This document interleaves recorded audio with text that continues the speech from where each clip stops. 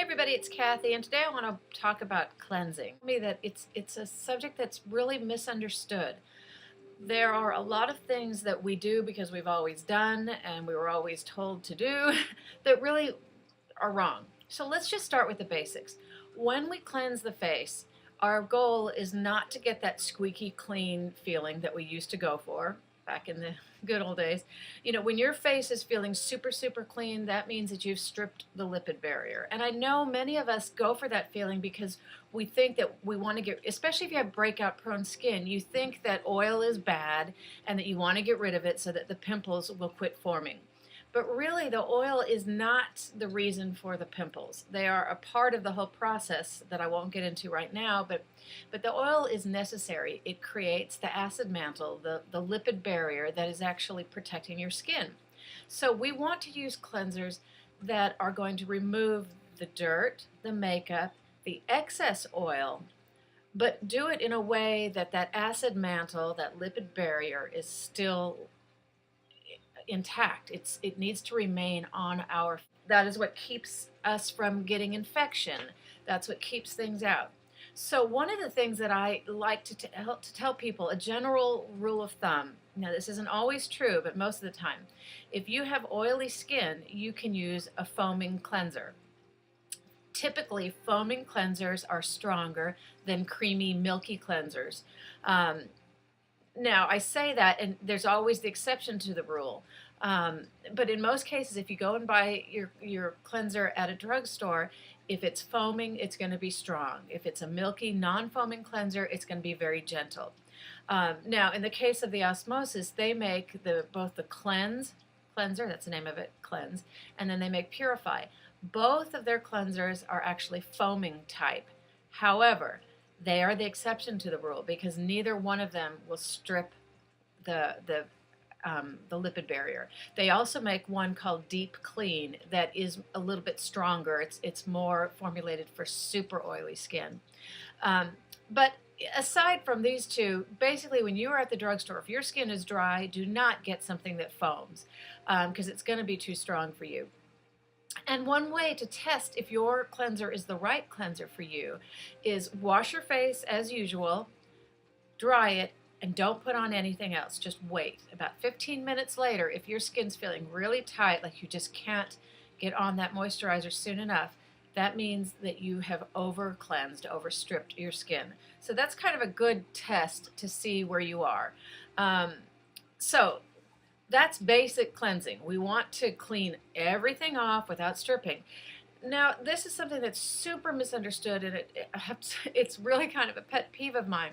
You know how everybody talks about toner, that they say that the proof that their cleanser is not getting their makeup off is on their cotton ball or cotton pad when they use their toner. They see brown on there, so that's proof to them that their makeup is still on their skin.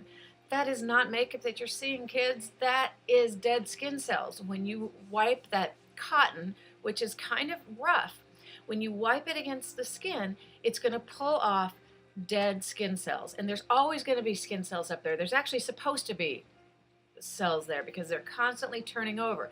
If we strip them all away with microdermabrasion or something very aggressive, in about an hour, you're still going to be able to pull some off. So if you are seeing a little bit of brown on your cotton, that is not makeup residue. I promise you, that is almost always just skin cells. And remember, your skin is not white, so it shows up against the cotton as brown. Now, having said that, if you are wearing a face full of makeup and you're using a gentle cleanser because your skin is dry, consider cleansing twice with the same cleanser. I really feel like all these crazy things people are doing to get their face clean, the simplest thing, washing your face twice. That's what we do in the treatment room. In the professional setting, we always do a double cleanse because the first cleanse just sort of gets off the majority of the makeup, and then the second cleanse gets any residual makeup and really does a deeper cleaning.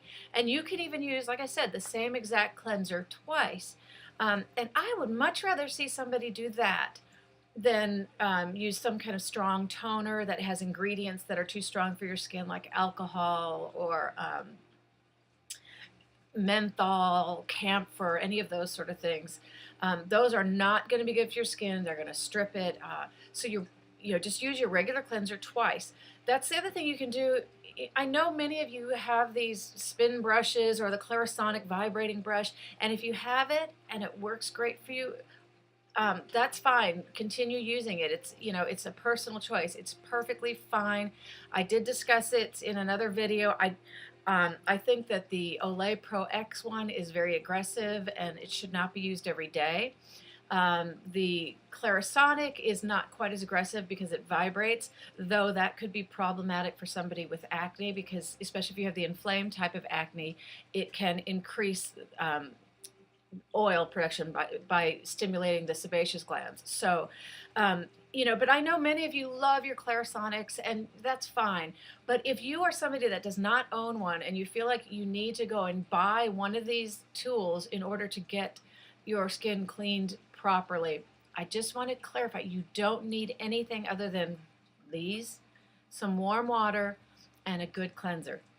Now, warm water brings us to another area of concern. A lot of people have a habit of washing their face with super, super hot water. And then maybe splashing cold water to close their pores when they're done. Sorry, but pores don't really open and close the way they'd like you to believe. They don't do that. Just like you can't really shrink a pore.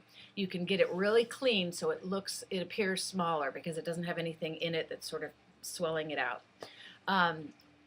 But when it comes to water, you need to use just regular warm to the touch water, not hot. When you use hot water, it just strips away all the oil. If any of you, I live in the South where we like to cook with our, our iron skillets. And you can't use soap on them. You put them under super hot water and that's how you clean them. Well, the way that oil is cleaned out of the pan is the same thing that happens on your face. We don't want to use super hot water because it takes away too much oil. Same thing in the shower. If you are one of those people that in the wintertime you love to get in a nice hot shower, that's fine. Just don't let that water hit your face and you'll be fine. So we've covered double cleanse, non-foaming if you're dry, foaming if you're oily. We know how to check if your cleanser is a good cleanser for you by how tight your skin feels without using moisturizer. Now, how do you know if your cleanser isn't strong enough for you? Well, that's going to be pretty clear just in the way your face feels. Some of you need to get accustomed to feeling a little bit of oil in your skin. That's there for a reason. And you need to think, how long does it take before you're starting to look oily? Typically, oily skinned people will be oily within about an hour. So if you're one of those people that say, oh, I have really oily skin, and then I ask you, well, if you wash your face at 9 o'clock, when do you start to see oil? And you tell me, oh, by 1 or 2 in the afternoon. Guess what? That's actually more toward what we would consider normal skin. You should be starting to see a little bit of oil in the T-zone by that time of day. If you wash your skin at 9 and by 10 o'clock you're shiny all over, then you have oily skin.